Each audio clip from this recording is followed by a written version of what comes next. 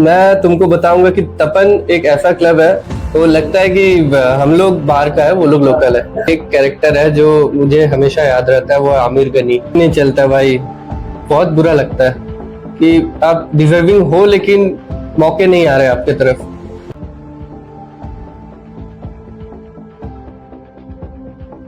Hi guys, I'm Aryan. I'm back with another episode of Crick Insiders. It is a show for local talent, and thank you everyone for the support shown to the previous two episodes. তো আজকে আমাদের সাথে যে guest আছে সে হচ্ছে হুগলির খুবই aspiring cricketer, খুব হার্ডওয়ার্ক করে আর আমার দেখা খুবই স্টাইলিশ ব্যাটসম্যান।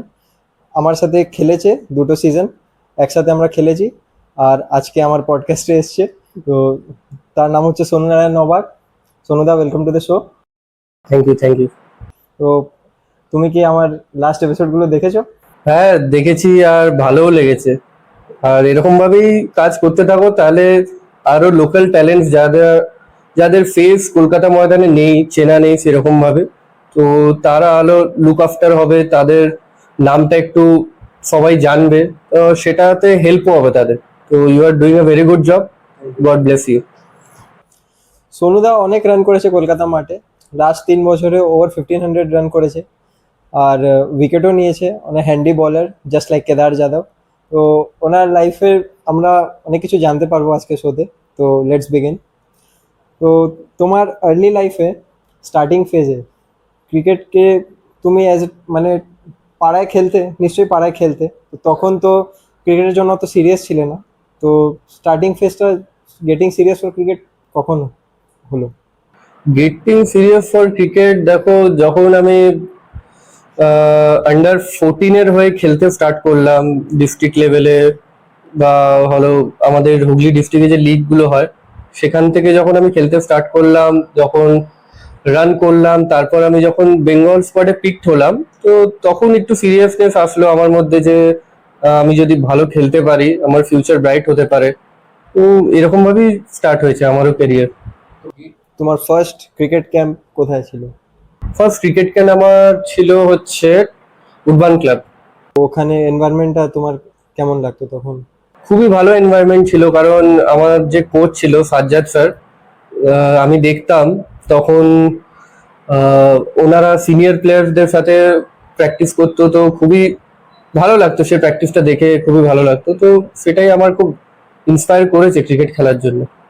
আর বাড়ি থেকে কিরকম সাপোর্ট ছিল ক্রিকেটের জন্য? দেখো, প্রথমে তো বাড়িতে সেরকম সাপোর্ট ছিল না, বাড়ি থেকে বলতো যে পড়াশোনা কর, খেলে কুলে কি হবে। তো তারপর যখন আমার ইন্টারেস্ট দেখলো খেলাধুলাতে প্রতি, আন্ডার 14 যখন পেপার কাটিংস এর নাম আসতে থাকলো নিউজ পেপারে, তো তারপর বাড়ি থেকেও সাপোর্ট আসলো আমার। আর এখন যখন একটা মোটামুটি এস্টাবলিশ প্লেয়ারই বলতে পারি, তো তখনের সাপোর্টের ডিফারেন্স আর এখনের সাপোর্টের ডিফারেন্স কিরকম? হ্যাঁ, ঠিকঠাকই, কারণ দেখো এখনো এস্টাবলিশ হয়েছি কিন্তু ফাইন্যান্সিয়ালির দিক থেকে আমার এখনো জব হয়নি, তো সেই অনুযায়ী অনেকটা বেটার আছে, কিন্তু আরো বেটার হবে in future I guess. Bengal সার্কিটে যখন ঢুকলে প্রথমবার আন্ডার 14 সিএবি থেকে, আম্বার রয় যে টুর্নামেন্টের নাম, ওখান থেকে যখন আন্ডার 16 সার্কিটে ঢুকলে, তো কি ডিফারেন্স ছিল? মানে আন্ডার 14-এ একটা হয় যে খুব লো কি প্লেয়ার আমরা বলতে পারি, যারা মানে ক্রিকেট খেলার তো সবারই প্যাশন থাকে কিন্তু স্কিলসটা খুব ম্যাটার করে। ফিটনেস যাই বলো, স্কিল খুবই ম্যাটার করে। তো আন্ডার 14 যে ছেলেগুলোর সাথে তুমি খেলছো উডবানে, আর আন্ডার 14 যে ছেলেগুলো বেঙ্গল ক্যাম্পে এসছে, তখন ওই মাহলটা কেরম, তখন নার্ভাসনেসটা কেরম থাকে? নার্ভাসনেস সেরকম ছিল না, 1-2 দিন একটু সময় লেগেছিল কোপ আপ করতে সবার সাথে। কারণ দেখো, আমি ডিস্ট্রিক্ট লেভেলে যেখানে খেলি সেখানে সব প্লেয়ার মানে একরকম হয় না, আর বেঙ্গল স্কোয়াডে যখন এসছি তো সবাই নিজের স্টেট মানে লিগ থেকে ভালো করে এসছে, তো everyone is a good player ওখানে, তো সবাই ভালো ভালো প্লেয়াররা এসছে। তো আমার সেটা আরো ইন্সপায়ার করে কি এদের আমি বিট করলে তবে আমি টিমে চান্স পাবো। সেকেন্ড ডিভিশন তো তুমি খেলোনি আমি জানি, তো তুমি ডাইরেক্ট ফার্স্ট ডিভিশন খেলেছো। তো কোন এজে ডেবিউ করেছিলে first division club? First division debut করেছিলাম 17-এ। 17। তো কোন ক্লাবের জন্য খেলেছিলে? ওয়ারি অ্যাথলেটিক ক্লাব।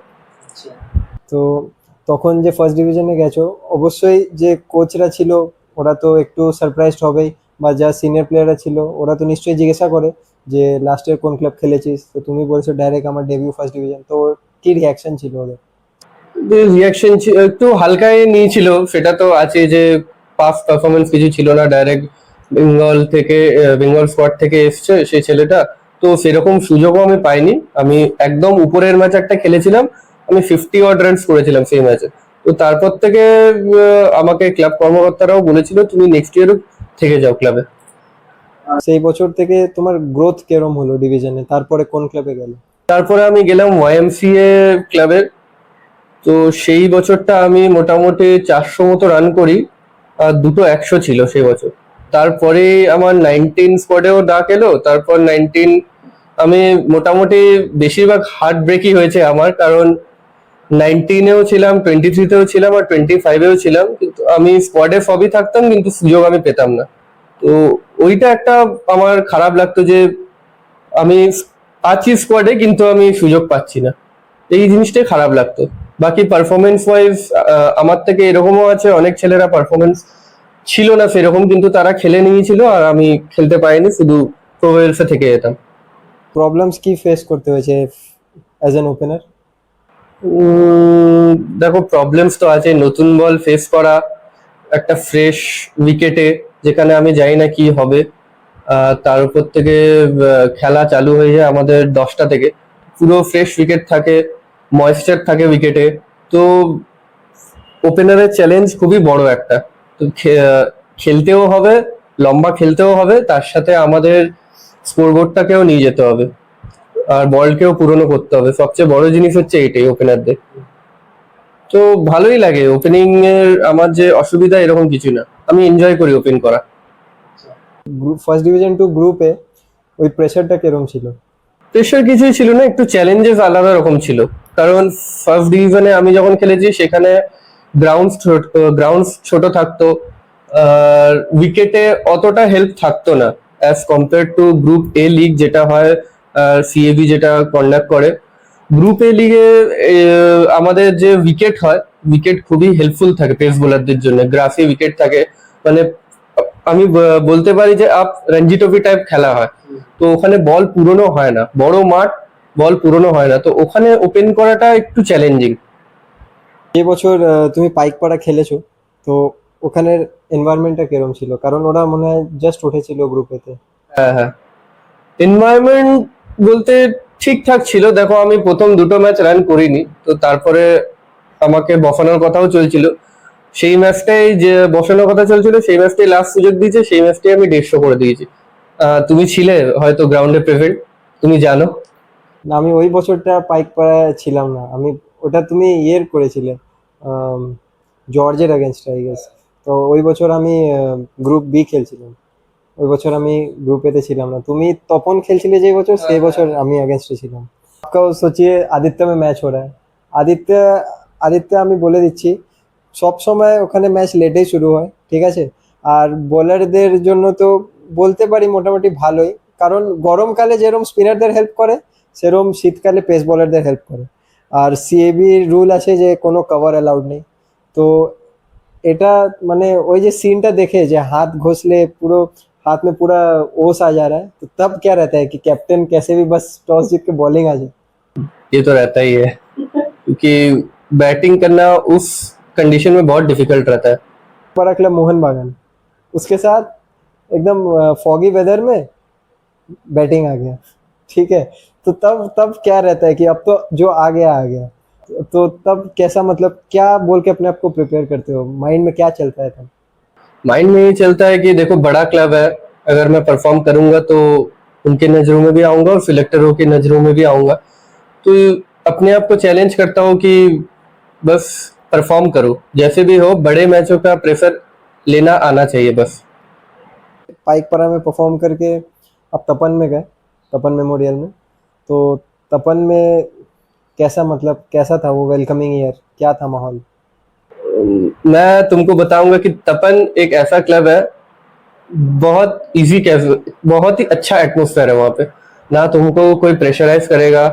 सबसे बेटर चीज है कि वो 15 प्लेयर ही लेते हैं साइन के टाइम में, और 11 खेलते हैं, और जो खेलते हैं, और तपन का मैनेजमेंट इतना अच्छा है कि जो खेलता है उनको बैक किया जाता है। यहाँ पे तो तपन मतलब तो बहुत आउटस्टेशन प्लेयर रहते हैं। तो लगता है कि हम लोग बाहर का है, वो लोग लोकल है। तो वो आउटस्टेशन प्लेयर के साथ कोप अप करना कैसा है मतलब? एक दो प्रैक्टिस सेशन जब रहता है तो हम मैं जिस साल खेला था वैसे ही हुआ था, एक दो प्रैक्टिस सेशन मैच के आगे हुआ था। और जो भी बाहर के प्लेयर थे वो भी बहुत अच्छे थे, कि फ्रेंडली टाइप के थे, कि हम लोग के साथ घुल मिल गए थे बहुत बढ़िया से। तो फिर दिक्कत नहीं हुआ था हम लोग को उतना। कैसा रहता है उनके साथ बातचीत? मतलब कॉल में डिफरेंस होता है, जैसे आप ओपनर है यहाँ के, वो वहाँ का ओपनर है, खेलने का तरीका अलग है, उनको हमारा डिफेंस भी लगता है कि 6 मारने का बॉल है। तो उनके साथ वो थिंकिंग जब मैच नहीं करता है तो वो क्लैश मतलब कैसा रहता है फिर? एक दो मैच डिफिकल्ट होता है, क्योंकि मैं कभी उसके साथ खेला नहीं, वो कभी मेरे साथ खेला नहीं। तो एक दो मैच डिफिकल्ट होता है, उसके बाद अंडरस्टैंडिंग आ जाता है मैच बाय मैच, तो फिर ठीक हो जाता है। वो उस साल आपका 23 भी था, 25 था, तो उस साल एक्सपेक्टेशन कैसा था? एक्सपेक्टेशन तो था कि मैं 25 खेलूंगा, बढ़िया करूंगा वहां पे। और ये एक्सपेक्टेशन था कि वहां से बढ़िया करके रणजी ट्रॉफी टीम में जाना है, क्योंकि उस साल ओपनर का रणजी ट्रॉफी टीम में भी थोड़ा चल रहा था कि 25 में अगर कोई परफॉर्म करे तो उसको रणजी ट्रॉफी डायरेक्ट खिला देंगे, क्योंकि ओपनर्स अभिमन्यु ईश्वरन भैया भी नहीं थे इंडिया टूर्स में, और एक दो थे जो इंजर्ड थे। तो ऐसा सीन चल रहा था कि अगर कोई परफॉर्म करेगा तो वो डायरेक्ट रणजी ट्रॉफी खेल लेगा। कौन खेल गया उस साल ओपनर?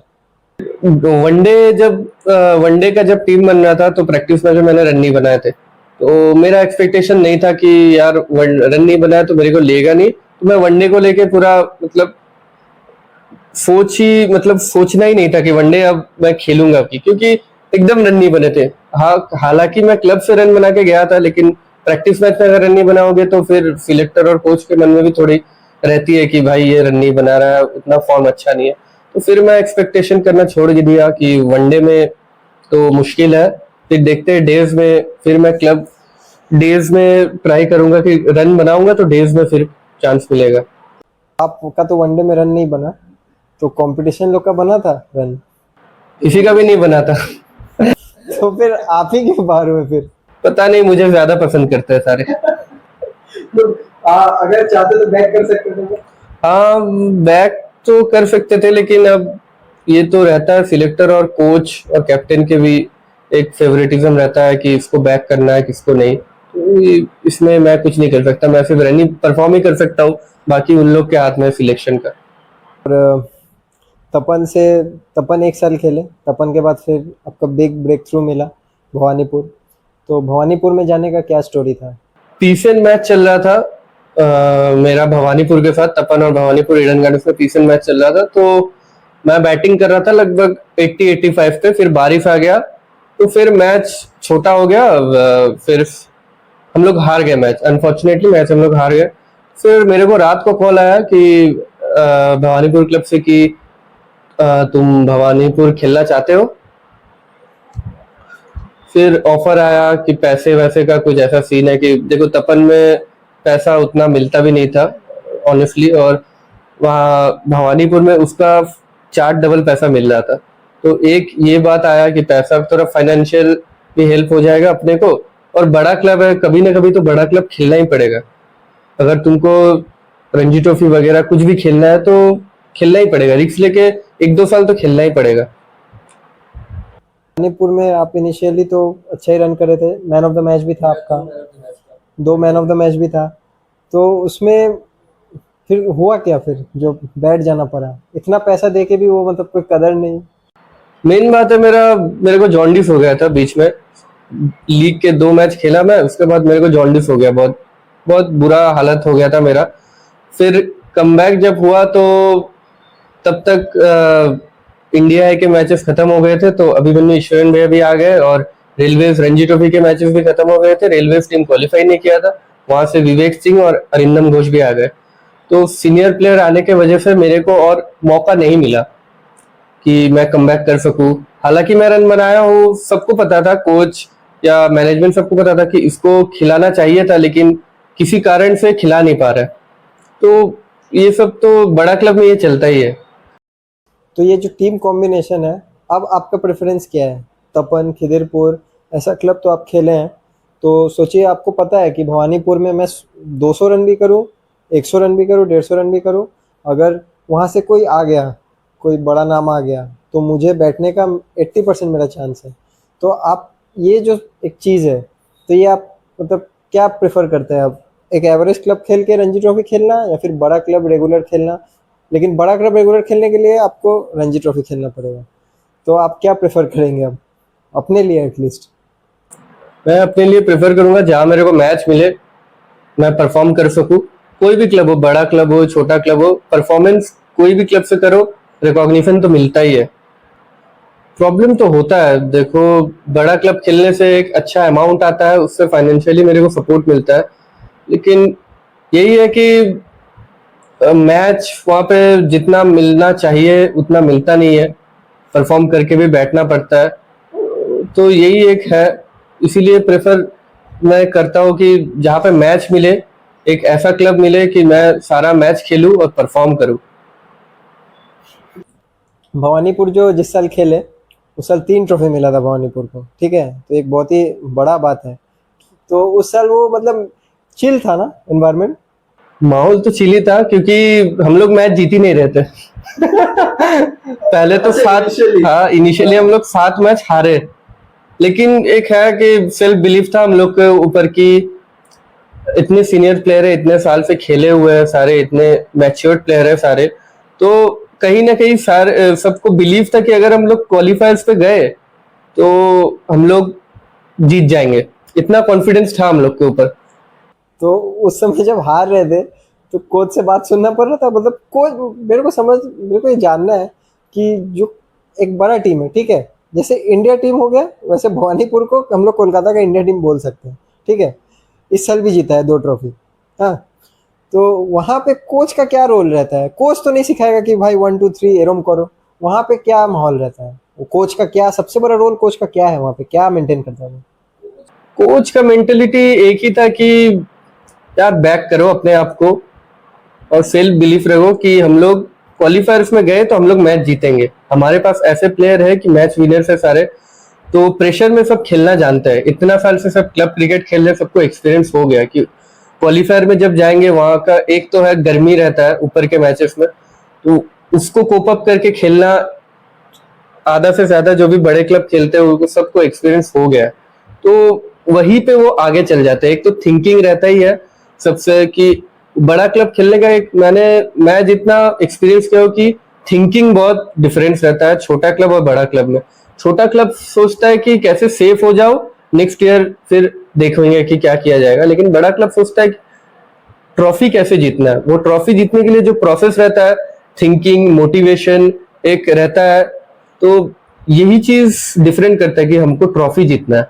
उसी हिसाब से हम लोग प्रैक्टिस करते हैं, उसी हिसाब से हम लोग को टाइम दिया जाता है प्रैक्टिस पे कि प्रैक्टिस मिस, एक डिसिप्लिन रहता है हम लोग के कि प्रैक्टिस मिस ही नहीं किया जाएगा। प्रैक्टिस मिस करो तो एक फाइन भी लगता था हम लोग को, कोई अगर लेट ढुके तो फाइन लगता था, कोई मिस करे प्रैक्टिस तो फाइन लगता था, विदाउट एनी इंफॉर्मेशन अगर वो नहीं बोलता तो फाइन लगता था। तो यही कुछ कुछ डिसिप्लिन हम लोग को शायद डिफरेंस करता है बड़ा क्लब से। तो भवानीपुर में मतलब कोच का, उस समय कोच, तो अभी भी जो कोच है संजीव सर है, तो मतलब मेन उनका रोल है मोटिवेट करना। तो वो एज ए कोच आपको मतलब कितना पसंद है? एज ए कोच वो बहुत ही बढ़िया थे। मुझे जब भी मैं मैच खेल रहा था या फिर नहीं भी खेल रहा था तो मुझे हमेशा बोलते थे कि देखो मौका कभी भी आ सकता है, तुमको बस उसके लिए रेडी रहना है। जब मैं खेल रहा था तब भी मुझे मोटिवेट करता था, और जब नहीं खेल रहा था तब भी मोटिवेट करते रहता था कि ऐसा नहीं कभी कहा जाता था कि तुम टीम के बाहर हो, तुम टीम के मेंबर ही हो, बस रेडी रहो, कभी भी तुम खेल सकते हो। भवानीपुर क्लब में या फिर कोई भी क्लब में प्रैंक्स और फंस तो क्रिकेटर लोग का एक मतलब बहुत इंपॉर्टेंट पार्ट है, अच्छा टाइम हो तब भी, खराब टाइम हो तब भी। तो कुछ यादगार प्रैंक या फिर कुछ मजाक भवानीपुर क्लब के ड्रेसिंग रूम में या फिर on the field? On the field Bhawanipur club में एक कैरेक्टर है जो मुझे हमेशा याद रहता है, वो है आमिर गनी। यार वो, मैं स्लिप्स में खड़ा था, मैं 2-3 कैच भी पकड़ा था उस मैच में, 3 कैच पकड़े थे मैंने स्लिप में, हुको बॉलिंग डाल रहा था शुभम सरकार। तो फिर गनी को क्या लगा कि हम लोग तो मैच जीत रहे हैं हल्के में, चलो यार मैं स्लिप में जाके थोड़ा गप्पे शप्पे करता हूँ कीपर के साथ। तो वो गया, नेक्स्ट बॉल पे कैच आया तो उसने कैच गिरा दिया। तो वो एक ऐसा है ना, वो इंटेंसिटी बनाए रखता है ग्राउंड में, चिल्लाते रहता है, कोई अगर मिसफील्ड करे, कोई बच्चा लड़का या फिर कोई भी सीनियर मिसफील्ड करे तो उसको डांटते रहता है। अब वो उसी से कैच छूट गया, वो किसी को मुंह दिखा भी नहीं पा रहा है। वो क्या करता था कि फिर से मेरे को बुलाया कि सोनू तू आ जा, तो स्लिप पे आ जा। तो वो जाके फिर फाइनली थर्ड मैन ऐसे कुछ जगह खोजता था, कुछ देर शांत रहता था, लगभग आधा घंटा वो शांत रहेगा, उसके बाद फिर चिल्लाना चालू। और अगर उसके बॉल में तुम कैच गिराया मिडफील्ड के, तो वो छोड़ने नहीं वाला है। लेकिन वो बंदा एक अलग ही है, मतलब भीड़ के खेलता है, बहुत सही बंदा है, इसीलिए उसके लिए रिस्पेक्ट है मेरा। और ड्रेसिंग रूम में ऐसा कुछ मतलब सीनियर प्लेयर लोग का, सीनियर प्लेयर तो वहाँ पे ऑब्वियसली हर क्लब में सीनियर प्लेयर होता है, तो सीनियर प्लेयर के कुछ प्रैंक्स जूनियर्स पे या फिर कोच पे? ऐसा नहीं था, प्रैंक्स तो चलते रहते थे। देखो रॉय दा थे हमारे, अभिमन्यु भैया भी मुझे तो देख के लगते थे कि वो मतलब थोड़े सीरियस टाइप के लड़के हैं, लेकिन ऑल टाइम प्रैंक करते रहते थे, किसी के पीछे लगे हुए हैं। विवेक भाई सबसे बड़े प्रैंकस्टर थे, वो तो इसके पीछे उसके पीछे। फिर हमारे शुभम सरकार, वो भी प्रैंकस्टर है, वो हमेशा कमेंट्री करते रहते थे, राजकुमार पाल के पीछे रहते थे। तो अच्छा माहौल था। एक एक यही चीज था कि माहौल इतना लाइट था, हम लोग खुद भी विश्वास नहीं कर पा रहे कि हम लोग कैसे 3 ट्रॉफी जीत गए उससे। और जो डल मोमेंट होता है कि लीड ले रहा है ओपोनेंट, ठीक है, लीड ले रहा है ओपोनेंट, या फिर कोई 99 में आउट होकर जस्ट आया है, ड्रेसिंग रूम में पास में बैठ गया, तब तो एकदम सन्नाटा रहता है। तो उस डल मोमेंट में भी कोई अगर कह सकते हैं अगर कोई मतलब बकचोदी कर दिया तो ऐसा उवैस अहमद। उसको कोई फर्क नहीं पड़ता भाई, वो 0 बनाए तो भी वैसे ही रहेगा, वो 100 बनाए तो भी वैसे ही रहेगा। मुझे एक मोमेंट याद है, ईडन गार्डन्स में लीग का पहला मैच चल रहा था मोहम्मडन के साथ। तो वो गया ओपन करने, पूरा हरा विकेट था, विकेट और ग्राउंड दिख नहीं रहा है, कौन सा विकेट है कौन सा ग्राउंड है। तो वो गया ओपन करने, नीलू दा बॉल डाल रहे थे, पहला बॉल में उसने चलाया फ्लिक, चौका, दूसरा बॉल फिर फ्लिक, बेल्स पीछे। तो वो आया, हमारे कोच को बोला कि गोयलदा या फिर मेरे को 5 नंबर खिला लो या फिर मेरे को घर भेज दो, क्योंकि ये विकेट में मेरे से ओपन नहीं होगा। वो डायरेक्ट बोल देता था। हम लोग जितना सोच के खेलते हैं कि हम लोग का फ्यूचर यही से डिपेंड करता है कि अगर हम लोग परफॉर्म करें तो हम लोग यही से फिर आगे बंगाल के लिए खेलेंगे, लेकिन वो लोग सोचता नहीं है, वो लोग इसको एज नॉर्मल क्रिकेट खेल के पैसा कमाता है, बस चल जाता है। तो नॉर्मल क्रिकेट खेलता है विदाउट एनी प्रेशर, तो ऐसे ही परफॉर्मेंस होता है उन लोग से। और भवानीपुर क्लब में एक और कैरेक्टर था, उसको आप भूल गए हैं। आप लोग का आपका दोस्ती है कह सकते हैं। ओ सैकत बनर्जी। उसको कोई नहीं भूल सकता। हम लोग फाइनल मैच खेल रहे थे ईडन गार्डन्स में, pink ball day final match चल रहा था रात में अगेंस्ट मोहम्मडन था। तो मुझे याद है मैच खत्म होता था 9 बजे लगभग, और हम लोग का लंच लग जाता था 8:30 बजे तक, लंच लग जाता था, डिनर लग जाता था सॉरी। तो फिर वो आता था, एक रहता था वो क्या बोलते हैं उसको, जो बहुत ही फेमस डिश खाना बनाता था फाइनल के लिए, सिर्फ फाइनल वगैरह में देते थे। तो वो वही तेरे को भी याद होगा, मैं तो भूल गया हूँ। जो भी हो, तो उसमें ना मछलियां रहती थी, मछली, फिश, मटन, कुछ सब कुछ रहता था। तो वो क्या करता था, वो सबसे पहले आता था, 4-5 मछलियां उठाता था, खा लेता था।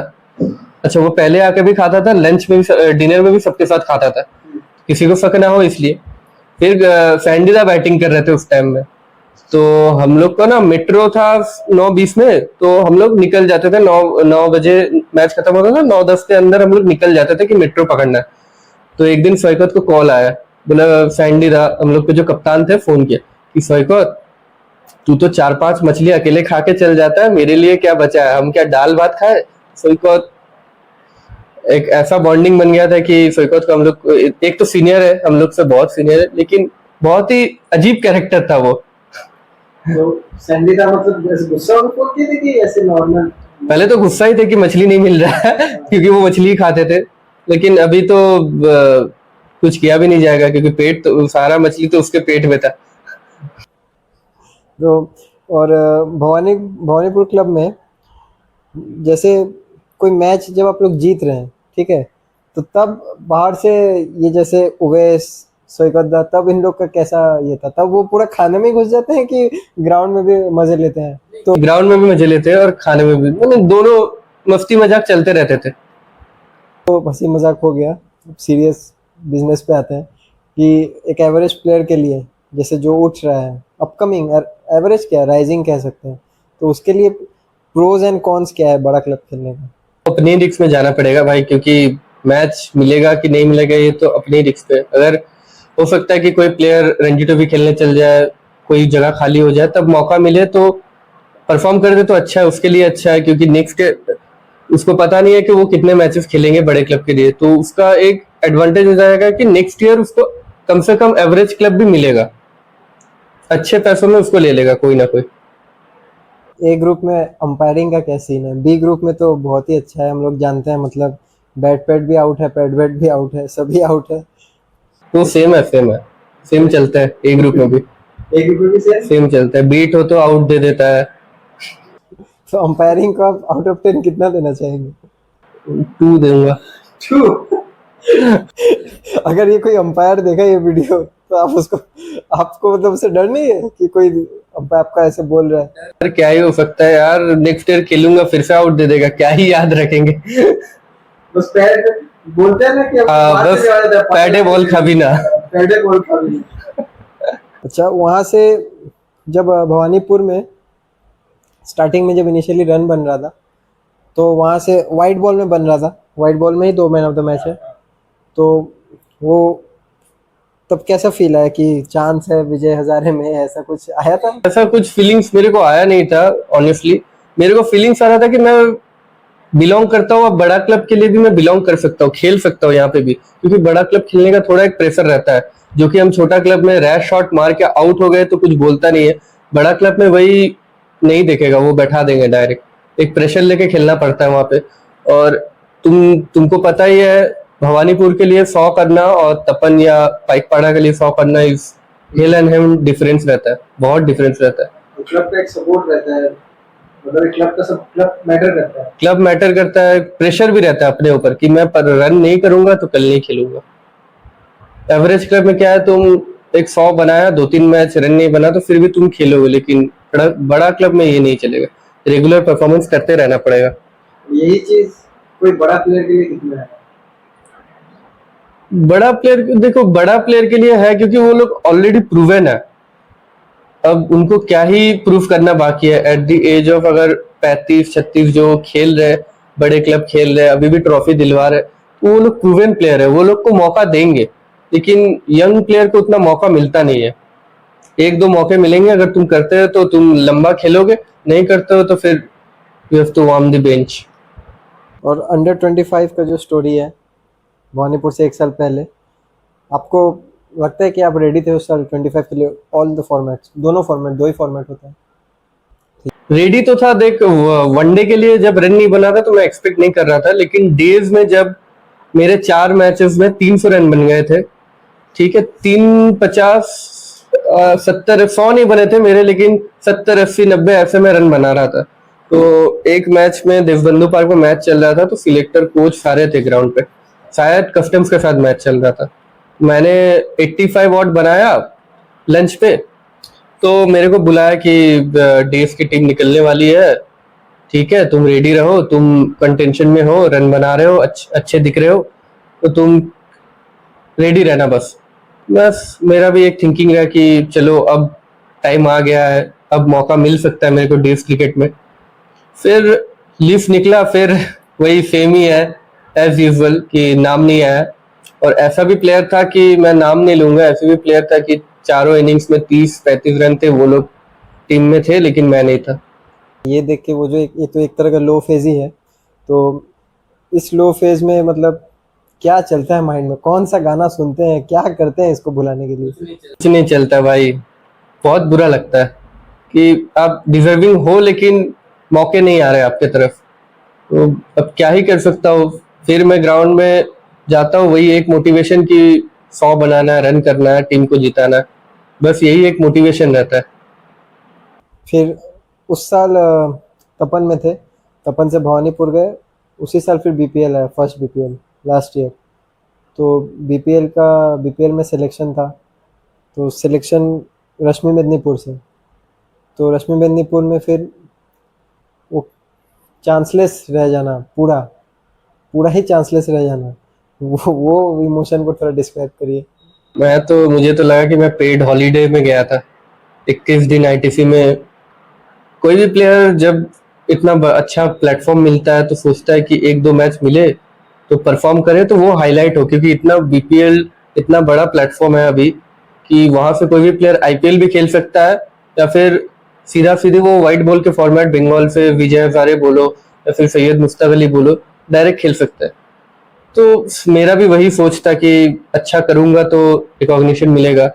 और फिर अभिमन्यु ईश्वरन भैया भी जो हमारे कप्तान थे, तो उन्होंने भी उनके इंजरी हो गया था लीग फाइनल खेलते खेलते, तो वो इन्फी पे चले गए। फिर इंडिया के कुछ टूर्स थे वो वहां पे चले गए, तो उन्होंने मुझे बोल के रखा था कि तू ओपन कर सकता है पहले एक दो मैच।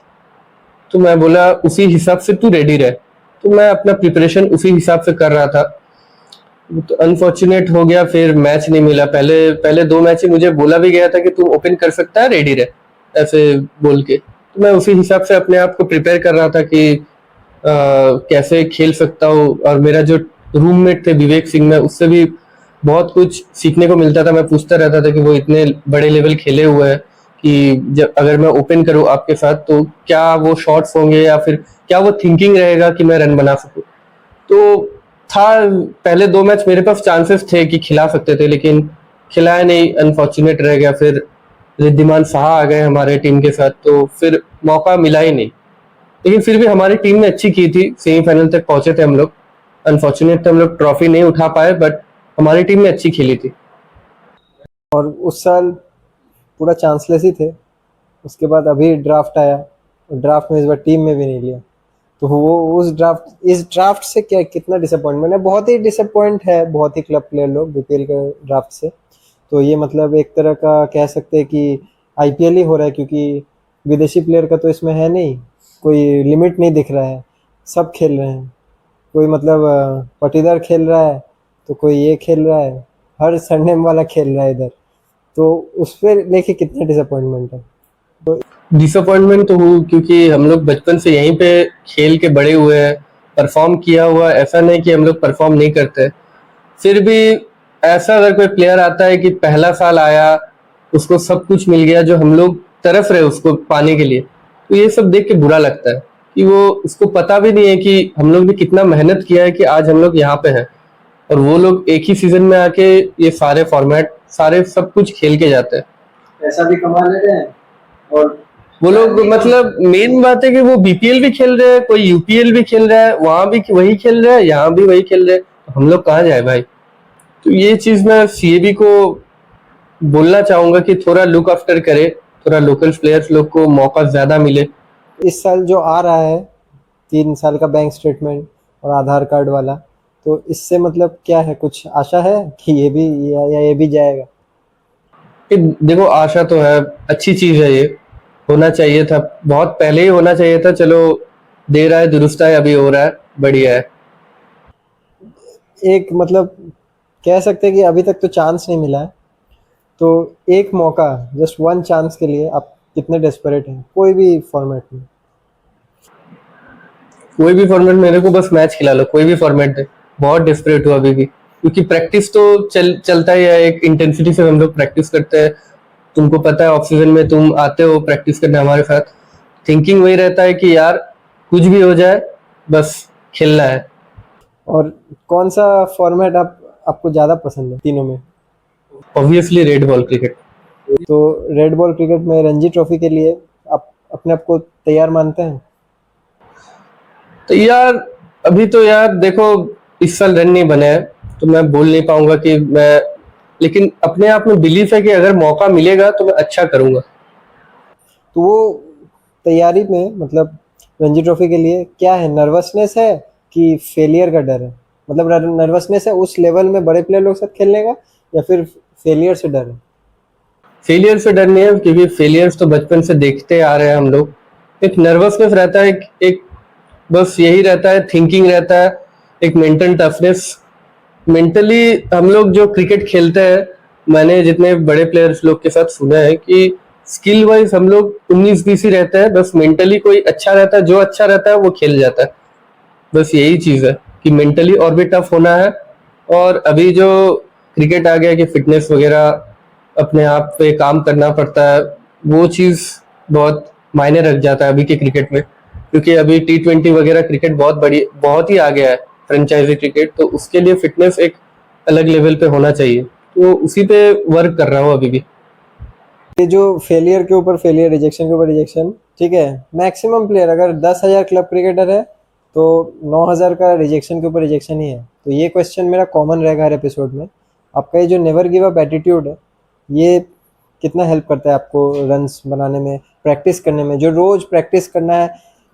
ऑनेस्टली देखा जाए तो क्रिकेट एक ऐसा है कि लाइफलाइन है हम लोग के लिए।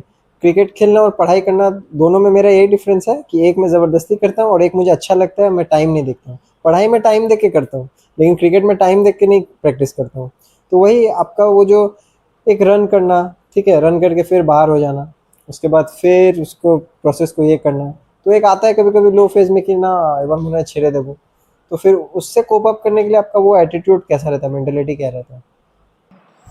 मेंटेलिटी, मेन बात है तुमने जो बोला कि पढ़ाई एक मैं जबरदस्ती जबरदस्ती करता हूँ और खेलने के लिए मैं मेरे को बोलने नहीं पड़ता। मेन बात वही है कि पैशन है क्रिकेट, मेन बात है मेरा पैशन है, मेरे को अच्छा लगता है खेलने। मैं कभी सोचे नहीं हूँ कि क्रिकेट खेल के मैं इंडिया खेल जाऊंगा या फिर कुछ भी बड़ा लेवल खेल जाऊंगा, बस मुझे अच्छा लगता है क्रिकेट खेलना, तो मैं इसीलिए खेलता हूँ। और यही मुझे मोटिवेट करता है हर सुबह उठ के प्रैक्टिस करने जाने के लिए कि मुझे भाई क्रिकेट खेलना है। कुछ करूंगा कि नहीं करूंगा ये मुझे पता नहीं है, मेरा सेकंड ऑप्शन भी कुछ नहीं है, लेकिन बस अच्छा लगता है मुझे खेलना, तो इसीलिए मैं खेलता हूँ। जिस दिन मुझे अच्छा नहीं लगेगा यार कि चलो यार बहुत हो गया, तो मैं छोड़ दूंगा क्रिकेट। तो अभी आप जितना मेहनत करते हैं, और एक तो मतलब इतना प्रैक्टिस कर रहे हैं, तो ऑब्वियसली बड़ा लेवल तो खेलना ही है। और क्यों नहीं खेलना है, बड़ा लेवल तो खेलना ही है। तो आपको लगता है जो आप अभी जितना प्रैक्टिस करते हैं, हम लोग जितना प्रैक्टिस करते हैं, ये काफ़ी है हम लोग का ड्रीम्स अचीव करने के लिए? काफ़ी तो नहीं है, क्योंकि देखो हम लोग जहाँ पे अभी बंगाल में है, यहाँ पे मानसून का सीज़न आ चुका है, तो मेन बात है कि प्रैक्टिस हम लोग करें कहाँ। इंडोर तो हर समय अवेलेबल रहता नहीं है हमारे यहाँ, तो यहीं पे स्किल वाइज हम लोग पीछे हो जाते हैं। अदर स्टेट्स में जो प्लेयर्स आते हैं, यूपी वगैरह, वहाँ पे अभी बारिश नहीं है, वहाँ पे अभी आधे से ज़्यादा प्लेयर को टर्फ विकेट मिल जाते हैं प्रैक्टिस करने के लिए। हम लोग को अभी कंक्रीट मिलेगा, और वो भी वेदर के ऊपर डिपेंड करता है कि बारिश अगर ना हो तब प्रैक्टिस कर सकते हैं, अगर होगा तो फिर कुछ किया ही नहीं जाएगा, वही जिम वगैरह करो और बस। जिस प्लेयर के पास पैसा है, जिसका पापा के पास पैसा है, या फिर वो खेल चुका है अच्छा लेवल, उसका सेविंग्स है, तो ये लगता है कि जो स्पोर्ट्स क्यूब जो है, जो बाहर अभी गुड़गांव वगैरह में, नोएडा में सब चले जाते हैं खेलने के लिए, मैचेस खेलने ऑफ सीजन में, क्या वो नेसेसरी है यहाँ से बाहर जाके खेलना, या फिर यहाँ पे रह के भी हो जाएगा प्रैक्टिस?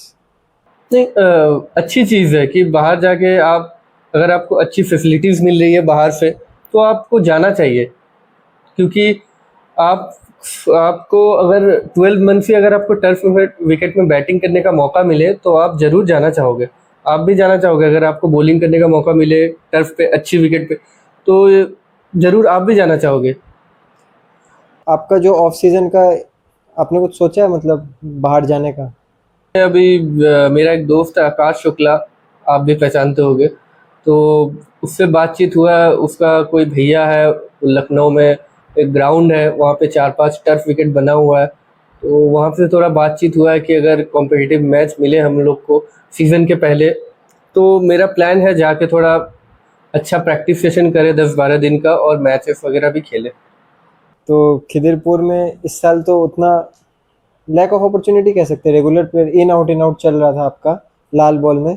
तो इस साल क्या एक्सपेक्टेशन है, इस साल क्लब से कैसा बातचीत है? रेड बॉल में रेगुलर खेला हो, वाइट बॉल मुझे मौका थोड़ा इन आउट हो रहा था, लेकिन रेड बॉल में रेगुलर खेला हो। तो इस साल वो वाइट बॉल में भी, क्योंकि वाइट बड़ा लेवल खेलना है, तो अब लग रहा है कि वाइट बॉल में आपको तरक्की करना ही होगा। हाँ, तो वाइट बॉल से इस बार कैसा बात हुआ है, मतलब क्लब से? देखो क्लब से बात करके फ़ायदा नहीं है, मैं सोच रहा हूँ कि अपने आप में ही कुछ डेवलप करना पड़ेगा, क्योंकि वाइट बॉल खेलने के लिए आजकल के जो क्रिकेट हो गया है, वो 360 शॉट्स जो सब मारते हैं, वो सब शॉट्स में थोड़ा वर्क करूँगा। और मैंने यही सोच के रखा है कि वाइड बॉल की प्रैक्टिस भी करता रहूँगा बिसाइड्स रेड बॉल, और वैसे हिसाब से अपने आप को तैयार करूँगा कि मैं तीनों फॉर्मेट खेल सकूँ। मुझे आपको कोई जॉब ऑफर किया जाए कहीं से भी, वो कोई अब वो office team second division club खेल सकता है या फिर ग्रुप बी भी खेल सकता है, उससे ज़्यादा खेलेगा नहीं। शायद ही कोई ऑफिस टीम ए ग्रुप खेलता है, ठीक है। कस्टम खेलता था, अब वो भी उतर गया है। तो आपको क्या लगता है, आप मतलब वो टीम सबसे खेल के आप शायद ही ऊपर खेल पाएंगे, क्योंकि वो लोग उतना आपको ये करेगा नहीं, पुश करेगा नहीं, ठीक है, एक्सेप्ट फॉर रेलवेज, वो भी बाहर का। तो आपको क्या लगता है, आप वो जॉब कर लेंगे? एज पर अभी जो फाइनेंशियल सिचुएशन आ रहा है जॉब मिलने का, कभी तो कहीं तो जॉब रिक्रूटमेंट हो भी नहीं रहा है, तो अगर कोई अगर जॉब दे तो मैं जॉब कर लूँगा। तो फिर आपका फिर तो ये ड्रीम्स जो है सब, जो अचीव करना है आपको, वो सब तो पीछे रह जाएगा फिर। लेकिन एक टाइम के बाद सोचना भी पड़ता है, फाइनेंशियल स्टेट के हर हर कोई तो अब एम एस धोनी नहीं बनेगा ना, तो उसी हिसाब से सोचना भी पड़ेगा कि अब पेरेंट्स भी एज हो रहे हैं, उनको भी देखना है, अपना भी फाइनेंशियल स्टेट। अगर जॉब मिल जाए तो एक तरह रहता है कि एक तरह सेटल हो जाता है, तो एक सोच थोड़ा ये हल्का हो जाता है, बोझ एक तरह का हल्का हो जाता है। भले ही मैं बोल सकता हूँ कि एक ड्रीम है कि बड़ा खेलना है, वो सब थोड़ा ये टूट जाएगा, अपना ड्रीम पूरा टूट जाएगा, लेकिन एज पर सिचुएशन हालात तो जो अच्छा लगेगा वही करूँगा अभी। और अपकमिंग सीजन आने के पहले रेजोल्यूशन क्या है, इस बार कितना क्या करना है? एक मैंने टारगेट बना के रखा है कि अच्छा करना तो है ही, अच्छा करने से भी और भी अच्छा करना है, तो उसके लिए डबल मेहनत मैंने चालू कर दिया है, फिटनेस वगैरह, जिम विम वगैरह। और जैसे ये बारिश जो हो रहा है, अभी बारिश रुकेगा तो फिर मैं आउटडोर वगैरह बैटिंग या फिर अपने स्किल जो भी जितने भी मेरे खामतियाँ है उसमें और भी काम करने का कोशिश कर रहा हूँ। कितना रन्स तक का सोचा है? रन सोचा नहीं है, बस सोच रहा हूँ कि ऐसा रन बनाओ कि कोई किसी ने बनाया नहीं हो, बस रिकॉर्ड बनाना पड़ेगा, क्योंकि अभी ऐसा टाइम आ गया है, अगर तुम रिकॉर्ड नहीं बनाओगे तो आगे नहीं खेल पाओगे। आपको क्या लगता है, आप सीनियर टीम में घुसने के लिए किसके साथ compete कर रहे हैं? मेरा कंपटीशन किसी के साथ नहीं है, अभी क्या ही कंपटीशन करूँ, बस अपने आप में सेल्फ बिलीव है, अच्छा करूँगा तो मैं ज़रूर खेलूँगा। और इतना रन करने के बाद भी जिस साल पीस एंड था, उस साल तो मैच नहीं मिला, वो तो ठीक है, मतलब तो फेट है अब अपना कि नहीं मिला, नहीं मिला। तो सिलेक्टेड लोग जब रहते हैं आँख के सामने, और तब अगर रन बन रहा है, तब नहीं होता है, तो तब क्या, कितना मन करता है सिलेक्टर को कुछ बोलने का? देख, मन तो करता है, ऑनेस्टली बोलता हूँ, लेकिन कुछ कर भी नहीं पाता हूँ, क्योंकि बोल के फ़ायदा नहीं है। मेरा मुझे एक चीज़ पे बिलीव है कि गॉड्स प्लान है, जब तुमको भगवान देगा तभी देगा, तो वो सही टाइम के लिए बस वेट कर रहा हूँ। कलकत्ता मैदान में या फिर हुगली में कहीं पे भी आपको एक ऐसा कोच या फिर ऐसा सीनियर जिसका आप एडवाइस हमेशा याद रखेंगे, या फिर जब भी वो एडवाइस दे तो आप हमेशा बहुत ही ग्लैडली सुनेंगे, बहुत ही ध्यान से सुनेंगे, बहुत ही ईगर रहते हैं, उनको लुकअप टू करते हैं, तो वो ऐसा पर्सन कौन है? दो आदमी भी बोल सकते हैं, कोच और सीनियर। ऐसे प्लेयर तो बहुत कोई है, लेकिन मैं दो तीन प्लेयर ही बोलूँगा। एक तो है अर्नब नंदी, जो हमारे कैप्टन थे, एक वो इतने बड़े लेवल खेले और एज ए ब्रदर वो गाइड करते हैं। फिर दूसरा हो गया मेरा सोमो पाकरे, ठीक है, तो वो एज ए प्लेयर मैं बोलूँगा नहीं, वो अपना ब्रदर ही लगता है, क्योंकि वो ऐसा टाइप का है कि बंदा है कि वो बैक भी करता है और समझाते भी रहता है, ड्यूरिंग मैच भी मुझे बोलते रहता है, तो अच्छा लगता है इन लोग के साथ। कुछ भी बात अगर मुझे अगर कुछ भी गलत लग रहा है कि मेरा नहीं हो रहा है, तो मैं इन लोग से बात करता हूँ, तो थोड़ा बहुत मेरा मन हल्का होता है। सबसे आपका फेवरेट आउटस्टेशन प्लेयर या फिर the best outstation player you have played with? Deepak Kumar, वो अजीब कैरेक्टर है, बॉलर तो बहुत ही अच्छा है। बहुत अच्छा बॉलर है वो। तो उसका मतलब उसके साथ बातचीत अभी भी? हाँ, बातचीत होता है अभी भी। अगर आप अगर अपने यंगर सेल्फ से मिल पाते, सोचिए 15 ईयर्स ओल्ड, ठीक है, तो आप उसको क्या कह पाते, क्या एडवाइस दे पाते, क्या देते? और एज कमा लो। ये आपको लगता है कि एज कमाना मतलब सबसे एसेंशियल पार्ट, सबसे बेसिक स्टेप, सब कहते हैं ना कि 1 2 3 डिफेंस, सबसे बेसिक स्टेप क्या है क्रिकेट में, ये एज कमाने वाला? अगर मेरा बच्चा हुआ, अगर वो लड़का हुआ या फिर कोई भी किसी भी कोई कुछ भी हुआ, तो अगर उसको क्रिकेट में इंटरेस्ट है तो मैं तो पहले बोलूँगा कि यार 2 3 साल पहले कमवा के रखो, क्योंकि अभी जो हालात हो रहा है, जो 19 खेल रहे हैं, मैं नाम नहीं लूँगा, लेकिन जो भी 19 खेल रहे हैं वो कम से कम 25 30 साल 25 26 साल ऐसा उम्र है, वो लोग 19 के साथ कम्पीट कर रहे हैं। तो अनफॉर्चुनेट अच्छा करेंगे ही वो, क्योंकि वो इतना मैच्योर्ड हो चुके हैं ऑलरेडी। तो ऐसे करके कई सारे प्लेयर अच्छे खेल चुके हैं, किसी किसी का लाइफ सेटल हो गया, नौकरी हो गया है, जॉब हो गया है, उसके बाद अच्छा लेवल खेल रहे हैं। तो मैं एज ए अगर मैं यंगर जाऊँगा तो मैं यही अपने आप को बोलूँगा कि यार और 2 3 साल कमा लेता तो बढ़िया रहता। ऐसा एक चीज़ जो रोज़ विदाउट फेल रोज़ आपके माइंड में चलता है, ठीक है, even if you have achieve 10% of your dreams, ठीक है, तो ऐसा क्या चीज़ है एक रूटीन के तरह, मतलब वो कोई फिजिकल चीज़ नहीं है, बैटिंग नहीं है, जिम नहीं है, मेंटली वो क्या ऐसा चीज़ है जो आपको रोज़ मोटिवेट करता है, डिसिप्लिन में लाने को कहता है? या फिर आप जब जिम नहीं कर रहे हैं, सोचो आपको एक दिन लेज़ी लग रहा है और आप स्किप कर दिए जिम, तो ऐसा, तो वो हम लोग का माइंड बोलता है कि ये गलत कर रहे हैं, तो वो ऐसा क्या चीज़ है जो आपको रोज़ मोटिवेट करता है करने के लिए? Passion, passion for cricket obviously, क्योंकि वो एक चीज़ ऐसा है कि उसके लिए मैं कुछ भी कर सकता हूँ। तो उसके लिए कम से कम कि तूने जो बोला कि अभी ये नहीं हो रहा है, फिर जिम नहीं, एक दिन स्किप करने के लिए स्किप, लेकिन मेरा वो आता ही नहीं है कि जाना है तो जाना ही है। अगर वैसा लगता भी है तो 5 6 मिनट के बाद लगता है कि मेरे साथ ऐसा होता है कि यार जिम स्किप कर दूँ, सुबह जब भी कभी भी उठता हूँ कभी भी लगता है कि जाने का इच्छा नहीं है, लेकिन मैं जिम जाता हूँ, फिर शाम को ठीक जाता ही हूँ कि जाना तो है ही, मिस नहीं करना, जाना ही है। अब वो टाइम इधर उधर हो सकता है लेकिन जाना है, मिस नहीं करना। और ऐसा क्या एक ड्रीम मोमेंट है जिसके लिए आप वेट कर रहे हैं, आपका करियर में आए? ड्रीम मूवमेंट तो एक ही है, इंडिया के लिए खेलूँ और एक शतक बनाओ, और जब भी वो एक मोमेंट आए शतक बनाओ तो मेरे मम्मी पापा उस टाइम पे प्रेजेंट रहे। तो ये एक चीज़ बहुत ही मुझे खुशी मिलेगी अंदर से अगर ये होता है मेरा ड्रीम फुलफिल। तो अभी तक आपका जो सफ़र रहा है कोलकाता लीग में, इससे इसको आप आउट ऑफ 10 कितना रेट करना चाहेंगे, इररिस्पेक्टिव ऑफ एनीथिंग, सिलेक्शन हुआ हो ना हुआ हो, खुद से आप कितना सेटिस्फाइड हैं? 7। तो ये जो बाकी 3 है उसके लिए तैयारी ऑन है? इसके लिए तैयारी ऑन है। देखते हैं अगले सीजन में और भी ज़्यादा मेहनत करके आऊँगा। ट्राई करूँगा कि जो भी गलतियाँ हो रही थी मेरे से वो ना दोहराया जाए।